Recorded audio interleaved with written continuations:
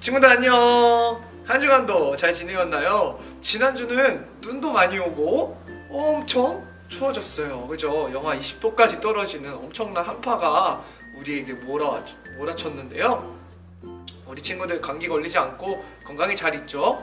코로나에도 예방을 잘 하고 코로나와 잘 싸워서 이기고 있죠? 자, 좋아요. 우리 친구들이 전도사님이 생각할 때 지난주에 너무 추워서 우리 친구들이 아프지는 않을까, 또 길을 가다가 빙판에 미끄러지지는 않을까 참 걱정을 많이 했는데, 한 주간도 우리 하나님께서 우리 친구들의 한 발걸음도 잘 지켜주시고 우리 친구들의 건강도 보호해 주셨을 거라고 전도사님 믿습니다. 건강한 모습으로 이 자리에 와서 함께 예배해요. 자, 오늘도 그럼 전도사님하고 같이 하나님의 말씀 들으러 가볼까요? 자, 오늘 우리에게 주신 하나님의 말씀은 누가복음 23장 50절부터 56절의 말씀입니다. 누가복음 23장 50절부터 56절의 말씀, 전도사님하고 다 같이 화면을 참고해서 말씀을 읽어볼게요. 시작! 공회의원으로 선하고 의로운 요셉이라 하는 사람이 있으니 그들의 결의와 행사에 찬성하지 아니한 자라. 그는 유대인의 동네 아리마대 사람이요 하나님의 나라를 기다리는 자라. 그가 빌라도에게 가서 예수의 시체를 달라 하여 이를 내려 세마포로 싸고 아직 사람을 장사한 일이 없는 바위에 판 무덤에 넣어두니 이 날은 준비일이요 안식일이 거의 되었더라. 갈릴리에서 예수와 함께 온 여자들이 뒤를 따라 그 무덤과 그의 시체를 어떻게 두었는지를 보고 돌아가 향품과 향유를 준비하더라. 아멘. 유치원 때 허벌나게 맞았습니다. 완따 엄청 당해가지고. 왜요? 제가 네가? 키가 작고 그리고 약간 좀 한국 피가 섞여 있어요. 그런 거 있어가지고 허벌나게 있어요 진짜? 허벌나게 맞았어요. 아, 진짜요? 뼈도 많이 부러졌고. 유치원 때? 유치원 때 그리고 유치원 때 애들이 어디까지 심한지 그런 거를 몰라가지고 유치원 때 왕따가 제일 심한 것 같습니다. 저는. 아 그래? 유치원 때? 머리 막 뜯고 그럴 수 있어요. 자꾸 생각납니다. 엄마 울고 그래가지고. 그렇지. 저는 충분히 입장을 생각하는 게, 저도 어렸을 때 일본에 살다가 한국에 왔잖아요. 초등학교 1학년 1학기를 다니고 한국에 와서 1학년 2학기를 들어가면서 전학생을 소개하겠습니다. 인사하길래 저는 그냥 자연스럽게 안녕하세요. 저는 일본에서 왔고요. 조세호라고 합니다. 그 순간 반 친구들이 저를 왕따 놓기 시작하는 거예요. 막 저랑 안 놀려고 그러고 막 이제 이런 상황들이 벌어지니까 어릴 때는 엄마한테 가서 학교 가기 싫다고, 계속 학교 가기 싫다고 그래서 집에 있는 일본에서 사왔던 인형들이나 이런 것들을 어린 기억에 엄마 몰래 다 갖다 버렸던 그런 기억이 있는 거예요. 지금 왕따 문제에 군중 심리를 넣은 이유는 그거죠. 왕따에 신경 안 쓰는 사람도 있을 거 아니에요. 근데 이제 애들이 다 저 친구를 왕따하면 나도 뭘 좀 해야 되나? 왜냐면 여기에 동조하지 않는 사람에 대한 무언의 압박이 있는 것인가. 예를 들면 아니면 그 친구를 보호하려고 못 나서는 것? 그게 또 이것도 있어요. 학창 시절에 이렇게 보면은 제가 그 왕따예요.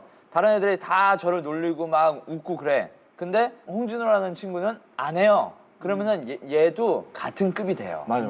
나 혼자 안 하면은 그 친구들이 쟤는 왜 또 재수없게 착한 척이야 이러면서 저까지 거기에 힘올릴 수도 있고, 그리고 특히나 저 어린 친구들 같은 경우는 정확히 이게 잘못된 건가 잘된 건가 이거를 판단을 못하는 친구들도 그냥 남들이 하니까 이래도 별 문제 없는가 보다, 그게 문제라고 그런 봐요. 심리로 이제 막 하는 거거든요. 나는 대부분은 그걸 거라고 봐요. 그다음에 일부러 강요되는 게 있고. 그렇죠.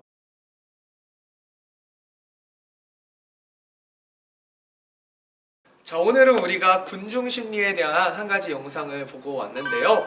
여러분들도 이런 비슷한 일을 겪어본 적이 있나요? 그쵸? 다른 사람들이 모두가 따라하면 쉽게 따라하게 되는, 그리고 내 생각과 다르게 그 사람들의 행동을 일단 따라하고 보는 그런 우리 안에 있는 그런 군중 심리가 있죠. 이것이 때로는 나쁘게도 악용되어서 사회에 큰 나쁜 일들을 만들어내기도 한답니다. 여하간 우리가 군중 심리라는 것 때문에 피해를 보기도 하고 때로는 도움을 얻기도 하는데요. 오늘 우리가 살펴본 말씀에도 이런 군중 심리가 담겨 있습니다. 한번 전도사님하고 어떤 내용인지 살펴볼게요. 그 시대에 힘과 권력을 누리던 바리새인과 서기관들이 혜성같이 등장한 예수님의 모든 행적이 마음에 들지 않았어요.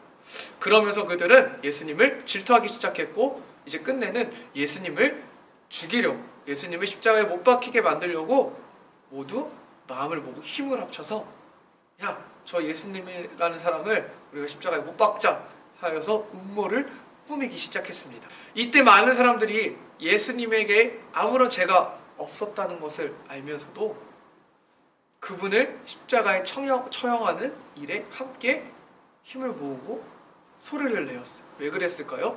맞아요. 바로 군중 심리가 작용한 거예요.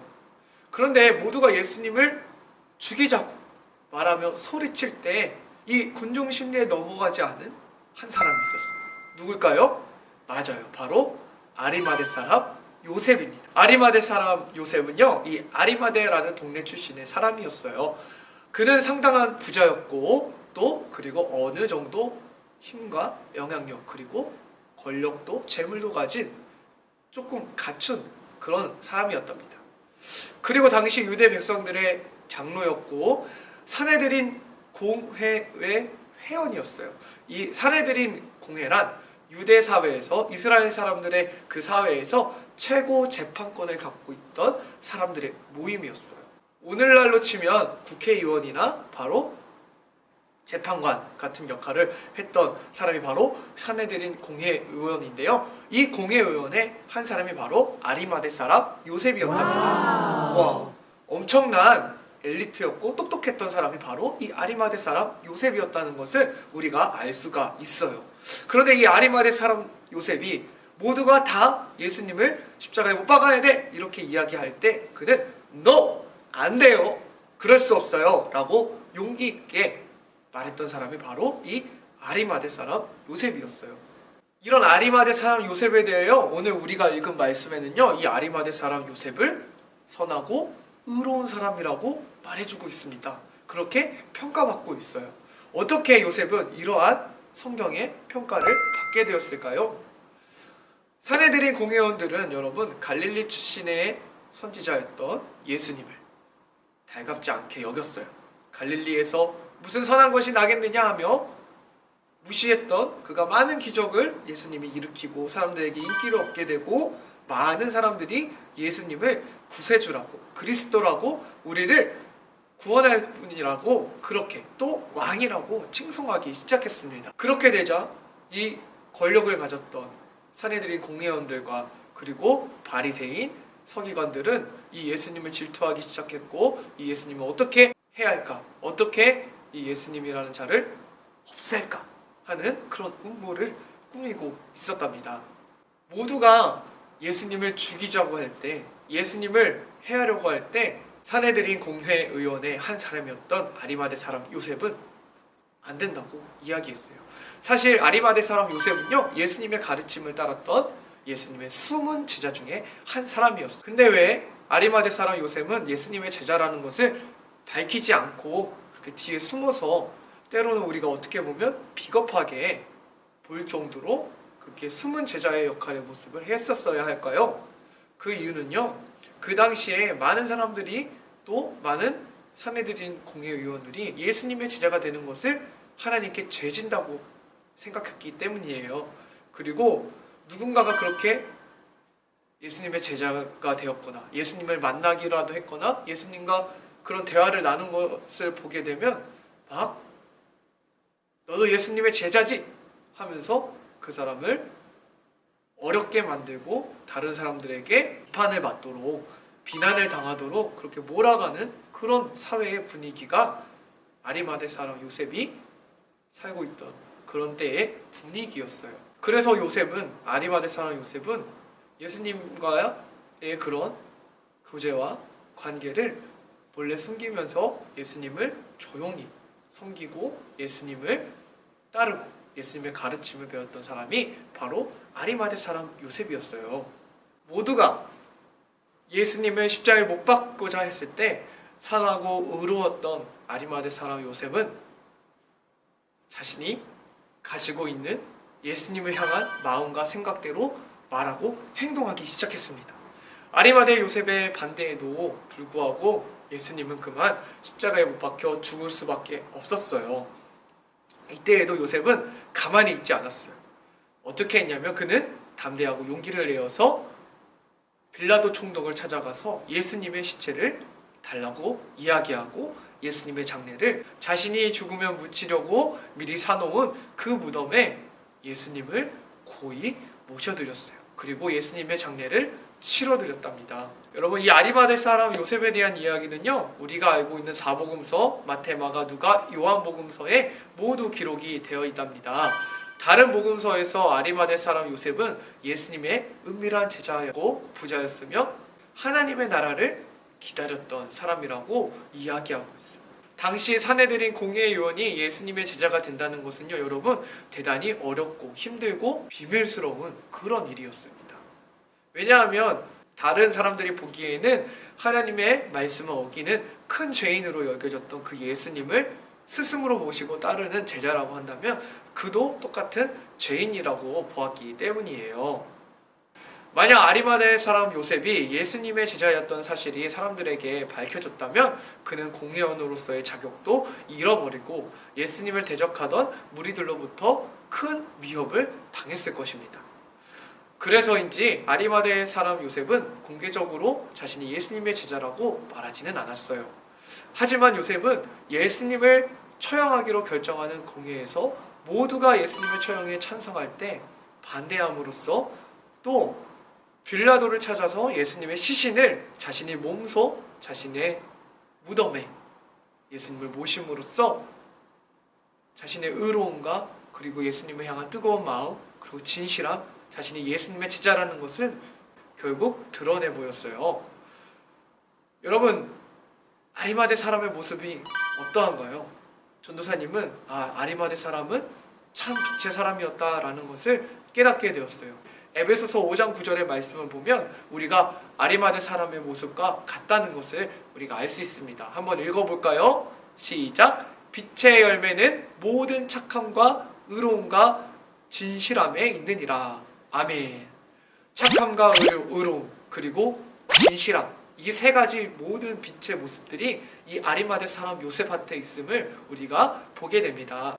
다수가 주장하는 불의를 따르지 않고 옳은 길을 따랐던 요셉의 삶을 보면서 우리는 빛의 열매를 떠올리게 됩니다. 우리 친구들도 아리마대 요셉처럼 어두운 세상 속에서 세상이 흘러가는 대로 떠밀려가는 그런 삶을 살아가는 것이 아니라요, 하나님의 말씀을 따라서 살아감으로 빛의 열매를 맺어가기를 축복합니다. 여러분, 절대로 빛은 감춰질 수가 없어요. 어둠이 깊을수록 빛은 더 환하고 밝게 빛나게 됩니다.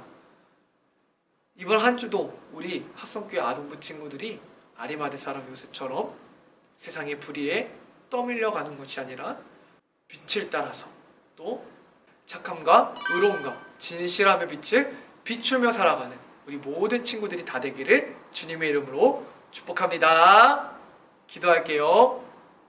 빛으로 오신 예수님, 우리가 아리마대 사람 요셉의 삶을 보며 빛으로 사는 사람의 모습이 어떤 모습인가를 배웠습니다.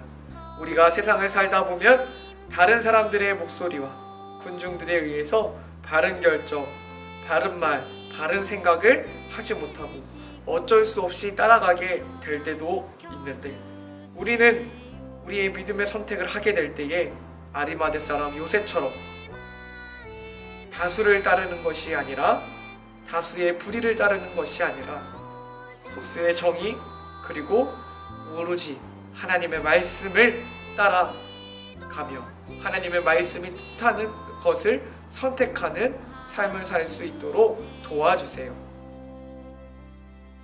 우리를 주님의 말씀을 따라 살아갈 수 있도록 인도해 주세요. 오늘도 우리에게 의로움과 착함과 진실함의 빛을 비추시는 예수님의 이름으로 간절히 기도합니다. 아멘.